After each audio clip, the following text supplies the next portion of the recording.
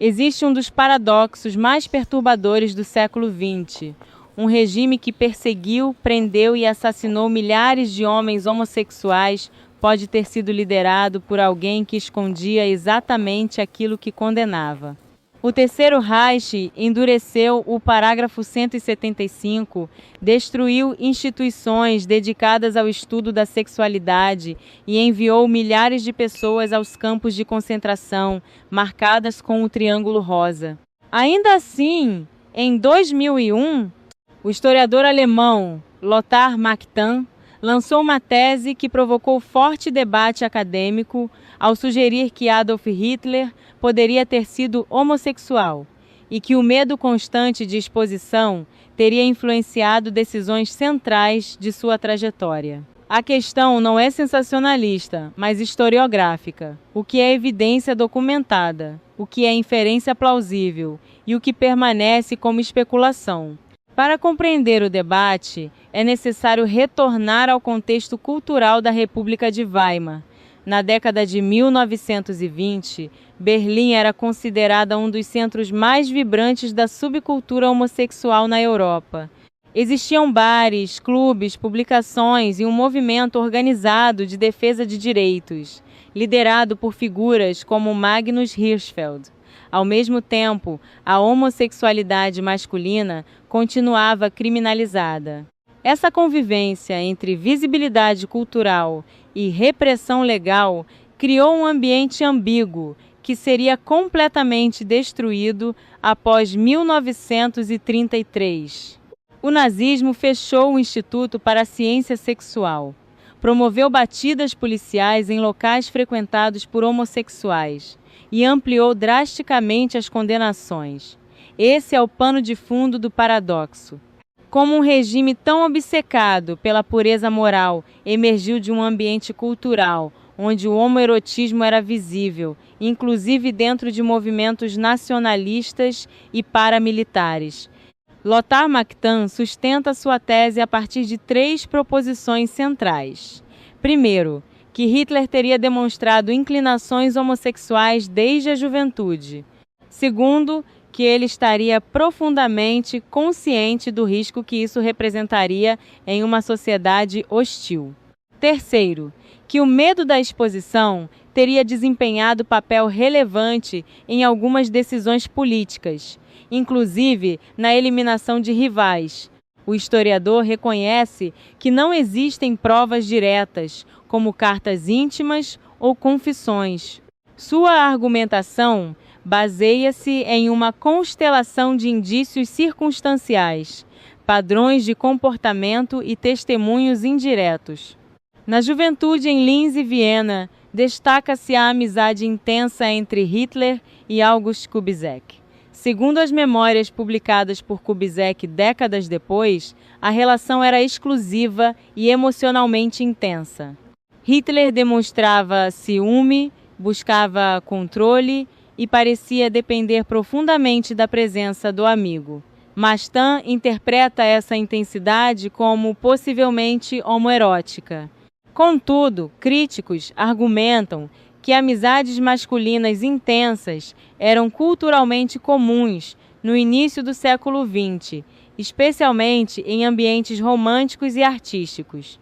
Abraços, declarações de devoção e exclusividade não eram automaticamente indicadores de desejo sexual. Não há qualquer evidência de consumação física entre os dois. O que existe é interpretação. Durante a Primeira Guerra Mundial, Hitler serviu como mensageiro e desenvolveu laços com outros soldados, especialmente Ernst Schmidt. A principal peça invocada por Matthäus para sustentar uma possível relação íntima é o chamado Protocolo Mende, um documento atribuído a Hans Mende, ex-companheiro de regimento, que alegava ter testemunhado comportamentos sexuais entre Hitler e Schmidt. A maioria dos historiadores considera o documento altamente problemático. Mende possuía histórico de chantagem, foi preso por crimes sexuais e suas declarações surgiram em contexto politicamente contaminado. Não há corroboração independente Assim, a principal alegação direta permanece fragilizada pela própria natureza da fonte. Outro elemento central é a relação entre Hitler e Ernst Röhm, líder da SA e homossexual assumido. Hitler protegeu Röhm publicamente quando sua orientação veio a público em 1932. 2 anos depois, porém, ordenou sua execução durante a Noite das Facas Longas. Mactan sugere que Röhm poderia representar risco de exposição e que sua eliminação teria sido, em parte, preventiva. Essa hipótese é possível, mas não comprovada.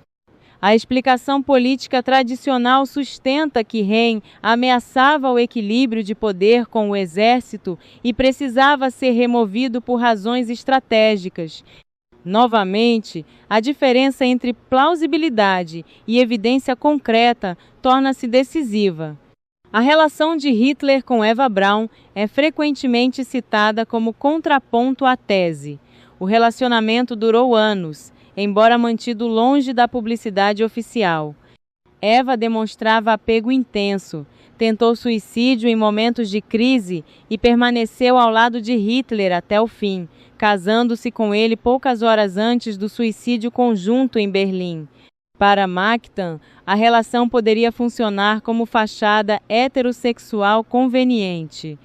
Para seus críticos, trata-se de evidência de envolvimento afetivo real, ainda que emocionalmente assimétrico e profundamente disfuncional. A existência de um relacionamento com uma mulher não exclui automaticamente outras possibilidades, mas também não pode ser descartada como mero teatro sem prova robusta. Os principais biógrafos de Hitler rejeitam a tese de Mactan. Ian Kershaw argumenta que não há base documental suficiente para sustentar conclusões firmes sobre homossexualidade. Hans Mommsen considera que a interpretação desvia o foco das dinâmicas estruturais do nazismo. Richard J. Evans critica o que vê como viés de confirmação e uso seletivo de fontes. O problema metodológico central apontado pelos críticos é claro. Indícios circunstanciais não equivalem à prova histórica. A ausência de evidência direta não pode ser preenchida automaticamente por especulação psicológica. O debate, portanto, revela menos sobre a sexualidade de Hitler e mais sobre os limites da investigação histórica.